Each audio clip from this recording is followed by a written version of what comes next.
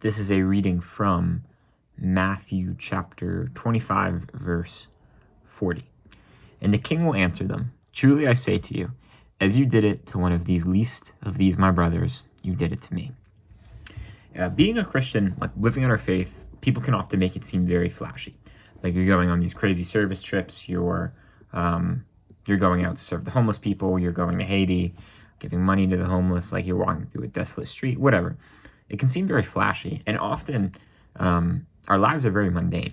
Like our day-to-day life, you get up, you go to school, you go to the gym, you talk to some people, maybe you go to a Bible study, maybe hopefully you go to daily mass, some other event, maybe like you're at home with your family, spending time with your family. You're not really like, it's not adventurous, and there's no great daring parts of your day. However, and this is an idea I heard my uncle talk about from a Catholic author, G.K. Chesterton.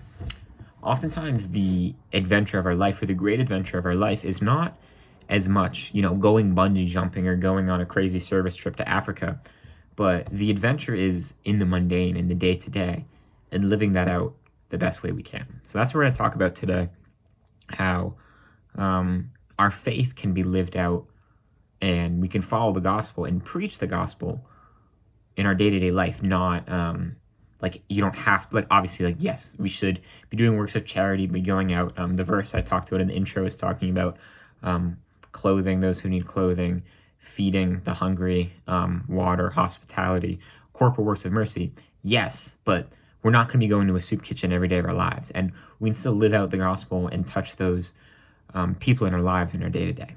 So, so this idea, my uncle was talking about it in terms of, I'm studying abroad right now, so I'm in college, and it's a bit of an adventure. I'm home for winter break now. I'm in my childhood home, but for the past 2 months, I was away in England, and, I was talking to him how, it's an adventure, you're seeing different people, it's uncomfortable, there's more opportunities, and my uncle was, again, brought up this point where almost it's more difficult to,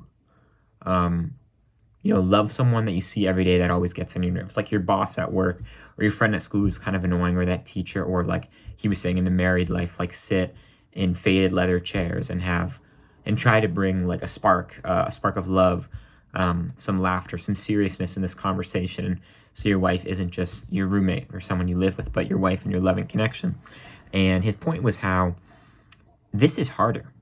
This is more the challenge that we are all faced with on our day-to-day lives.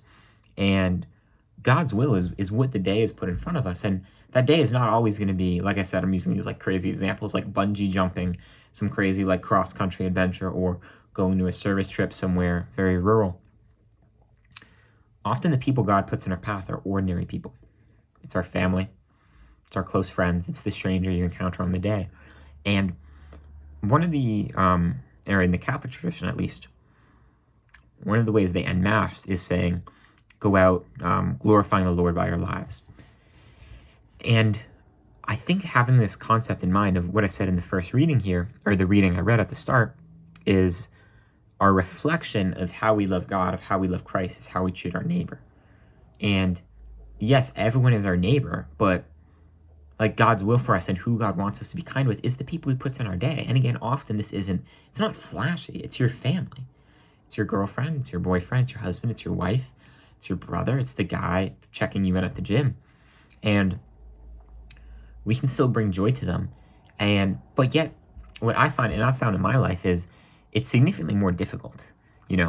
I've worked at some soup kitchens. You go to a soup kitchen, you're in the mindset of service. I'm going to help, these people are homeless or really struggling. I'm going to be kind with them. And you really emphasizing that point and putting it in. And it's kind of natural there, in that environment, a soup kitchen, to be extra loving, extra kind. Yet you go home to your mom and she's making dinner. She's what do you want? You're I don't know, whatever. You're brushing her off. You're not being nice and kind and loving. And everyone's our neighbor. And in this verse from Matthew here, the judgment at the end of times is how do we treat those in need? All needs, not just those who are poor, but those who are in emotional need, spiritual need, which could be our family or someone close to you, or the guy checking you in at the gym. I don't know, I just feel like there's so many more opportunities to live out our faith in the mundane day to day. And often, this is something we can replicate, where a service trip, some like crazy experience where you're going, it's like the homeless, or you're like sleeping over in a soup kitchen or a shelter. It's nice, but it can be fleeting. Like this kind of social justice stuff, like you're going to a protest for, I don't know, immigrants or something like that. That's great. But it's hard to replicate that day to day. However, in these little interactions, day to day, smiling at someone, smiling at a stranger, they're easier to replicate, and it's often a real way we can measure our spiritual growth by measure our interior life by the joy we bring to those around us in our very close community. So, yeah, I don't know. It's just, I think it's simpler than a lot of people make it out to be. I really like the term in terms of improvement, in terms of most things in life. It's difficult, but it's simple. Loving your neighbor isn't some crazy complex equation. You don't have to go out of your house. You don't have to go out of your town.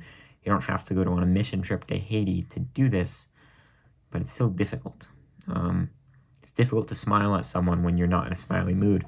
It's difficult not to brush off your brother when you just like wasted time on the internet and you don't want to talk to him and he comes in, being a goofball, being a younger brother. You don't really want to talk to him there. But it's in these moments that we can choose love. We can choose to love as Christ loved. Yeah, I don't know. It's challenging. Like that's kind of the point of this video. Seeing our routines as an adventure, seeing those little interactions throughout a day as an adventure. Because they often catch us by surprise. Like you're driving to a soup kitchen, you're in the mindset of like helping homeless people. I talked about this earlier, but like you're in that mindset already. When you wake up, you're not in that mindset. When you just got a bad grade on a test and then you agreed with a friend who really wants to talk to us something crazy, you're not in that mindset. You're caught more by surprise. But it's these moments that, as Christ says, we can do to one of the least of my brethren. We can help out those. Well, it may not be someone, needing clothing. We should still be doing that, clothing those who need clothing. But hospitality and kindness to those in our everyday lives.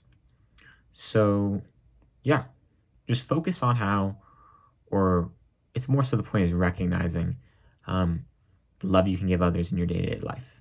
Hope this helps. God bless.